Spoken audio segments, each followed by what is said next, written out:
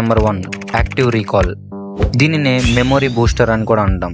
ఎలా అంటే చదివింది మళ్ళీ చదివితే మనకి పెద్దగా హెల్ప్ చేయదు, కానీ బుక్స్ లో చదివిన తర్వాత బుక్స్ ని క్లోజ్ చేసి మనం ఏదైతే చదివామో దానిని మళ్ళీ గుర్తు తెచ్చుకుంటే మనకి బాగా గుర్తుంటుంది. అలానే మన ఓన్ వర్డ్స్ లో చెప్పడం కూడా నేర్చుకోవాలి. మనం బిగినర్స్ కాబట్టి ఈ టెక్నిక్ ని ఎలా యూజ్ చేయాలో ఇప్పుడు తెలుసుకుందాం.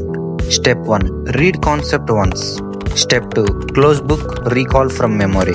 స్టెప్ 3 ఏదైతే చదివామో దాన్ని రాయడం లేదా ఓన్ వర్డ్స్ లో మాట్లాడండి.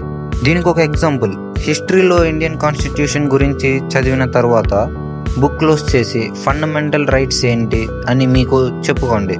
ఈ టెక్నిక్ మనకి చాలా బాగా యూజ్ అవుతుంది. ఇది ఎలా ఉపయోగపడుతుంది అంటే బ్రెయిన్ యాక్టివ్గా పనిచేస్తుంది, ఇన్ఫర్మేషన్ లాంగ్ టర్మ్ మెమొరీలో స్టోర్ అవుతుంది. నార్మల్గా మనం ఏదైనా చదివితే అది షార్ట్ టర్మ్ మెమొరీలో ఉంటుంది. ఈ టెక్నిక్ యూజ్ చేయడం వల్ల అది లాంగ్ టర్మ్ మెమొరీలోకి వెళ్తుంది, సో మనకి ఎక్కువ రోజులు గుర్తుంటుంది.